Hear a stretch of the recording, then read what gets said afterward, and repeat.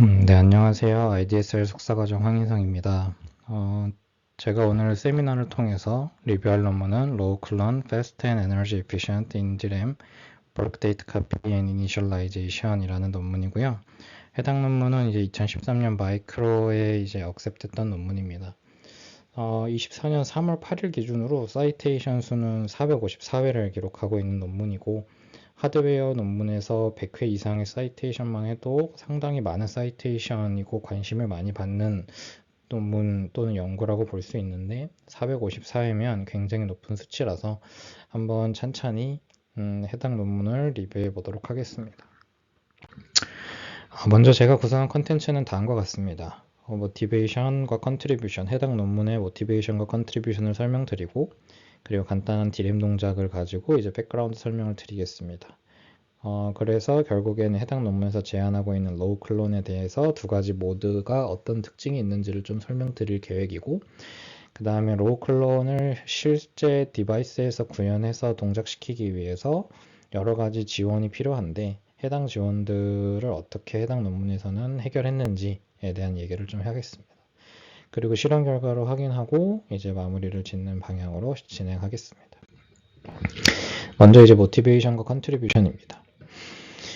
해당 논문에서 이야기하는 것은 현재 컴퓨터 시스템에서 이제 벌크 데이터 카피나 이니셜라이제이션과 같은 작업이 이제 많이 수행이 되는 케이스가 있는데, 이렇게 되면 결국에 메모리에다가 데이터를 카피하고 이니셜라이제이션을 하기 위해서 메모리에 있는 데이터를 모두 CPU로 가지고 오고 다시 메모리에 쓰는 식으로 동작을 하는 현재 시스템의 구조상 높은 레이턴시랑 밴드위스 그리고 에너지 효율성이 좀 저하가 되는 에너지가 많이 발생해서 결국에는 시스템의 전체적인 성능과 에너지 효율이 저하된다라는 문제가 있습니다. 그래서 실제로 X86 i4 같은 경우에는 이러한 벌크 데이터 카피 이니셜라이제이션을 좀 더 효율적으로 처리하기 위해서 이제 ERMSB와 같은 인스트럭션을 나중에 추가로 도입했을 정도로 상당히 부담을 발생시키는 오퍼레이션이다라는 것을 설명하고 있고요. 그래서 해당 논문에서는 이러한 벌크 데이터 카피와 이니셜라이제이션을 CPU로 데이터를 보내지 않고 그리고 D램 내부에서만 이를 수행함으로써 전체적인 레이턴시와 에너지 소모를 줄일 수 있는 로우 클론이라는 메커니즘을 제안하게 됩니다. 그리고 이제 해당 로우 클론을 결국에 실제 디바이스에서 어느 정도 구현 및 지원을 하기 위해서는 여러 가지 지원이 필요한데, 이러한 지원을 어떻게 또 반영을 했는지 또는 이제 해결을 했는지에 대한 이야기를 하고 있고요. 그래서 결과적으로 이제 로우 클론에서 이제 속도 지향적인 모드가 있는데, 그게 이제 패스트 패럴 모드입니다. 해당 모드를 수행했을 때 레이턴시와 에너지 소비가 개선이 됐다라는 이야기를 하고 있습니다. 그럼 이제 D램의 기본적인 동작에 대한 내용을 가지고 백그라운드 설명을 드리겠습니다. 먼저 D램의 구조인데요. 데이터가 D램으로 전달되는 과정은 지금 써 있는 것 같이 순서가 있습니다. 먼저 CPU, 메모리 컨트롤러, 칩, 뱅크 서버레이, 그리고 D램의 로우 순으로 데이터가 전달이 되게 되고요. 그래서 피규어 1은 이제 D램의 전체적인 구조에 대한 설명이고요. 피규어 2는 이제 서버레이 내부를 조금 더 확대해서 그린 거라고 보면 되겠습니다. 그래서 기본적인 D램 구조는 그래도 알고 계신다고 생각을 하고 패스를 하고, 여기서 근데 좀 혼란이 있으실 수 있는 부분만 좀 잡고 넘어가면, 논문에서 로우 버퍼라는 표현과 이제 센스 앰플리파이어라는 표현을 섞어서 쓰고 있는데, 센스 앰플리파이어는 이제 셀 하나에 연결되어 있는 하나의 증폭기라고 보시면 되고, 그거를 결국에는 여러 개를 가지고 있기 때문에 D램에서는 그것들을 모아서 그냥 로우 버퍼라고 부르는 겁니다. 그래서 그 부분에 대해서만 조금 혼동이 없으시면 뒤쪽에서 이야기할 때도 이제 크게 혼란이 없을 거라고 생각이 됩니다. 다음은 이제 D램에 대한 기본 동작인데, 해당 논문에서는 좀 중요하게 생각되는 포인트가 결국엔 프리찰지와 이제 액티베이트 관계인 이 상황인데, 기본적으로 D램은 항상 액티베이션이 되기 이전에 프리찰지가 되어 있는 기본 상태를 가정으로 합니다. 그래서 항상 새로운 로우에 접근했을 때는 액티베이트를 하게 되는데, 액티베이트가 끝난 후에는 이제 프리 찰지를 꼭 시켜주는 방향으로 해서 그 다음 액티베이트를 수행할 수 있게끔 세팅을 한다라고 이해해 주시면 될 것 같고요. 그래서 프리 찰지 되어 있는 기본적인 로우에다가 액티베이트를 하게 되면 로우 디코더에서 결국에 해당 로우를 체크를 하게 되고, 이후에 실제 로우에 저장되어 있는 데이터가 로우 버퍼로 전달이 되게 됩니다. 그래서 이렇게 로우 버퍼에 저장이 된 데이터를 이제 read랑 write 커맨드를 통해서 D램 밖으로 읽어가기도 하고, 반대로 D램을 통해서 D램에다가 데이터를 쓰기도 합니다. 그럼 이런 것들이 모두 종료가 돼서 또 다른 로우에 접근을 해야 할 때는 이런 식으로 프리 찰지를 시켜서 현재 로우 버퍼에 있던 데이터를 이제 다시 셀에 저장을 시키는 과정을 수행하게 됩니다. 여기까지가 기본적인 D램의 동작에 대한 설명이었고요. 이제는 로우 클론에 대한 설명을 좀 드리겠습니다. 로우 클론은 이제 두 가지 모드가 있는데, 먼저 속도 지향적인 접근을 하고 있는 패스트 패러럴 모드에 대해서 설명을 드리겠습니다. 패스트 패러럴 모드는 기본적으로 같은 서버레이 내부에 이제 bulk 데이터 카피를 수행해야 하는 경우를 목표로 해결하는 것을 목표로 하고 있고요. 기본적으로는 로우 버퍼를 임시 저장 공간으로 활용하는 방식을 가지고 있습니다. 그래서 소스 로우가 정해지고 나면 해당 데이터를 로우 버퍼로 전달하고, 로우 버퍼에 있는 데이터를 이제 데스티네이션 로우로 저장하는 방향으로 수행을 하게 됩니다. 결국엔 이를 구현하기 위해서는 이제 디코더가 이제 소스 로우와 그리고 이제 데스티네이션 로우를 변경해 가면서 확인할 수 있도록 구현이 필요했고요. 그러나 이러한 방법의 문제는 뭐냐면 서버레이 간의 지원도 되지 않고 카피도 지원하지 않고 다른 뱅크로의 카피도 지원하지 않는 단점이 있습니다. 그리고 이제 전체 로우를 전부 다 이제 결국에는 로우 버퍼에 저장을 하게 되는 거라서 로우 슬라이싱과 같이 일부 로우만 카피를 하고 싶은 것에 대해서는 지원을 하지 않습니다. 그래서 이러한 문제를 좀 해결하고자 나온 게 파이프라인드 시리얼 모드인데요. 해당 모드는 조금 더 일반화를 해놓은, 그래서 조금 더 보편적으로 쓰일 수 있게끔 고려가 되어 있는 모드입니다. 해당 모드는 기본적으로 다른 뱅크로의 데이터 카피를 수행해야 하는 경우에 사용하는 게 좋다라고 이야기하고 있고요. 해당 모드의 특징은 이제 인터널 버스를 통해서 read write 동작을 수행하게 된다입니다. 그래서 소스 뱅크를 통해서 나온 데이터가 그리고 인터널 버스를 거쳐서 데스티네이션 뱅크로 데이터가 전달이 되게 됩니다. 이게 굉장히 쉽게 보일 수 있는데요. 사실은 이게 이 동작을 구현하는 것 자체도 쉽지 않은 게, 원래 인터널 데이터 버스와 그리고 이제 메모리 채널, 즉 이제 칩 I/O와 연결되어 있는 버스가 기본적으로는 동기화되어 있는 경우가 많습니다. 근데 지금 같은 경우에는 인터널 버스, 데이터 버스가 동작을 할 때 메모리 채널은 동작을 하지 않는 방향으로 해서 외부 채널을 쓰지 않아야 하기 때문에 이 부분을 조금 분리해 줄 수 있는 로직 구현이 필요했다라고 얘기를 하고요. 이 과정에서 area overhead가 있었지만 0.01% 수준에 불과하다라고 이야기하고 있습니다. 그리고 이제 당연히 기본적으로 이런 뱅크와 뱅크 사이로 데이터를 옮기는 이러한 동작은 기본적으로 D램 커맨드에 존재하지 않기 때문에 이를 해결하기 위해서 transfer라고 하는 커맨드를 추가해서 메모리 컨트롤러를 수정했다라고 하고 있습니다. 그래서 이러한 지원 이외에도 기본적으로 로우 클론을 성공적으로 디바이스에서 돌리기 위해서는 추가적인 지원이 필요한데요. 해당 논문에서 얘기하는 것은 기존 i4에 새로운 인스트럭션 2개, mem 카피와 mem init을 추가해서 동작을 할 수 있게끔 했다라고 하고 있고, 그리고 이제 프로세서의 이제 마이크로 아키텍처 레벨에서는 기본적으로 인스트럭션을 처리하기 위한 하드웨어 구현이 필요하기 때문에 그것을 지원했다라고 이야기하고 있습니다. 그리고 또 이제 가장 큰 문제가 되는 게, 원래는 이제 D램의 데이터가 변경이 되었을 때는 CPU의 명령에 의해서 데이터가 변경이 되었는데, 그래서 항상 CPU는 캐시와 이제 메모리 사이에 어느 정도 코어런스를 맞추는 작업을 항상 수행합니다. 그런데 지금 같은 케이스는 D램이 일방적으로 데이터를 바꾸는 구조이기 때문에 캐시 코어런스가 맞지 않는 문제가 있을 수 있고요. 그래서 이 부분에 대한 지원도 필요하다라고 이야기하고 있습니다.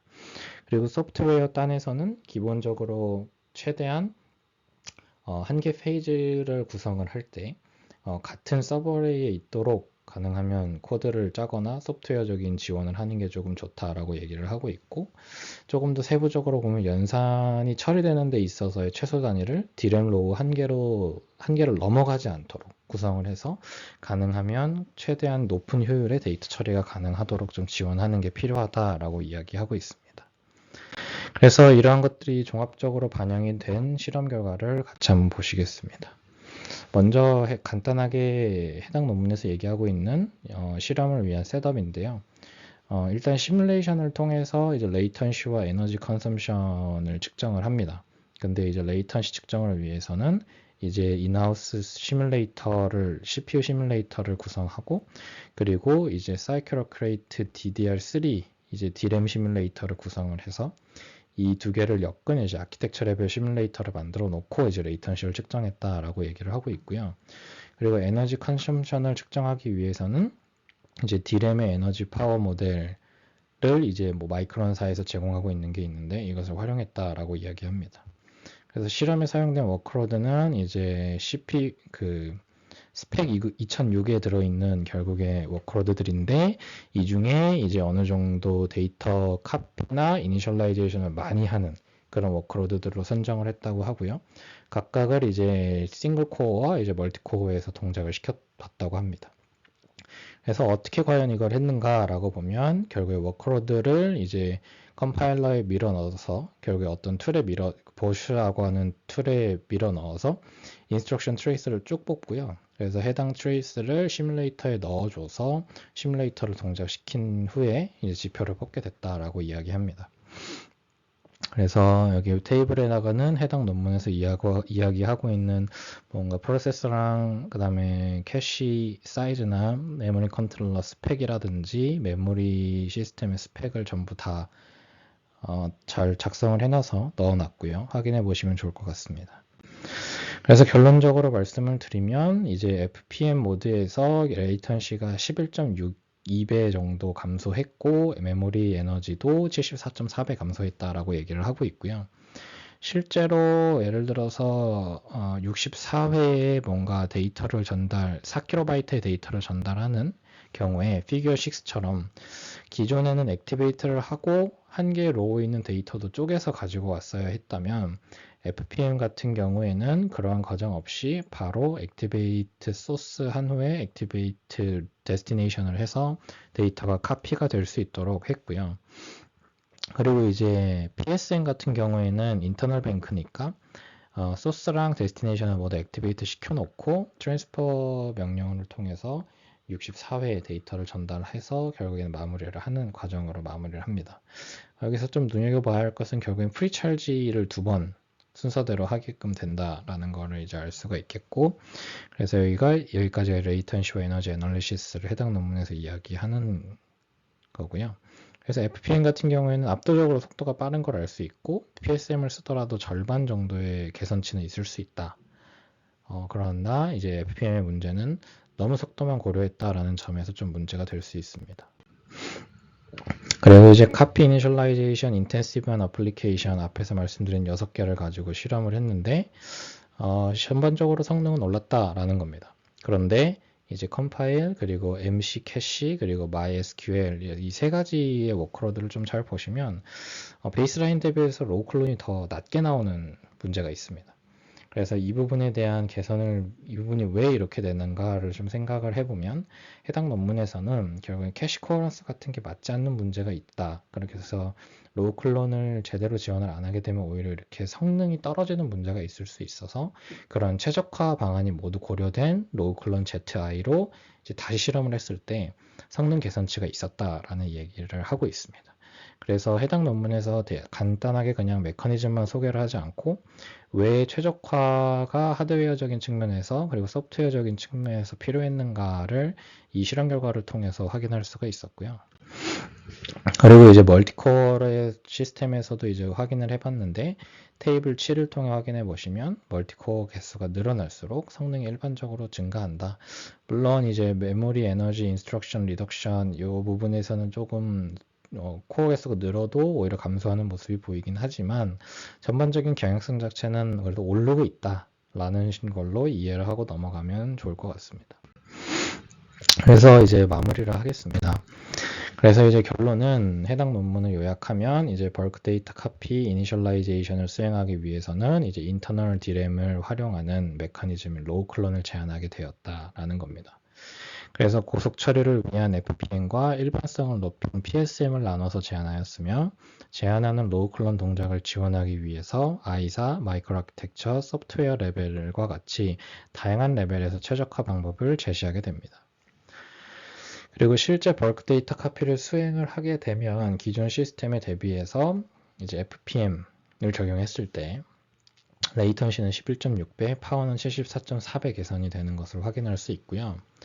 그리고 해당 논문을 최초의 인디램 벌크 데이터 오퍼레이션을 수행한 연구로 요약을 할 수 있을 것 같습니다. 그럼 이제 넥스트 워크를 하면서 발표는 마무리하겠습니다. 넥스트 워크는 해당 논문은 이제 오노널루 교수님의 연구실에서 연구가 된 논문입니다. 그래서 보면은 결국에는 해당 연구실에서는 이걸 결국 확장시켜서 프로세싱 유징 메모리라는 명목 하에 연구를 지속하고 있는데요. 일단 프로세싱 유징 메모리가 무엇인가에 대해서 좀 설명을 드리면 이제 저희가 흔히 알고 있는 프로세싱 인 메모리의 한 분류입니다. 해당은 이제 메모리의 어떤 아날로그적인 특성을 좀 고려해서 해당 메모리에 연산을 좀 구현 및 지원하는 연구이고요. 상대적으로 고성능 연산기 구현이 어렵다라는 단점이 있지만 그래도 메모리 센트릭 어플리케이션에서는 매우 효과적인 솔루션이다라고 알려져 있습니다. 그래서 이 스토리가 어떤 식으로 연결이 되느냐, 이번에 설명드렸던 로우 클로너 벌크 데이터 카피를 잘하는 연구이고, 그다음에 리사라는 논문이 이후에 나오는데 이거는 데이터 이니셜라이제이션에 좀 더 집중을 한 논문입니다. 그리고 이후에는 기본적인 곱하기 연산 또는 더하기 연산을 잘 할 수 있게끔 벌크 비트와이즈 오퍼레이션을 지원하는 이제 MBIT이라는 논문으로 확장이 되고 이후에는 컴플렉스 컴퓨테이션까지도 할 수 있는 플루토라는 논문으로 확장을 하게 됩니다. 그럼 결국에는 메모리에서 데이터 카피도 할 수 있고 이니셜라이제이션도 할 수 있고 비트와이즈 오퍼레이션도 할 수 있고 컴플렉스 컴퓨테이션도 할 수 있기 때문에 결과적으로 딥러닝과 같은 이제 메모리 바운드한 어플리케이션을 이렇게 이러한 메서드들을 합쳐서 결국에는 PUM이라고 함으로써 이제 동작을 시킬 수 있다라고 하는 스토리로 연결이 되는 거고요. 그래서 해당 연구실에서는 PUM 프레임워크와 프로토타입까지 각각 지원을 하고 있습니다. 각각 이제 CIMDRAM과 PyDRAM이라고 하는 것들인데요. 이러한 것들이 결국에는 연구가 계속되고 있고 앞으로 저희가 연구 또는 이제 세미나를 할 때 해당 논문을 한 개씩 아마 발표할 기회가 되면 정리해서 진행할 수 있도록 하겠습니다. 네. 그리고 해당 논문들에 대한 내용을 좀 넣어놨고요. 참고하시면 될 것 같습니다. 네, 그러면 제 발표는 여기까지입니다. 그러면 긴 시간 동안 발표 들어주셔서 감사합니다.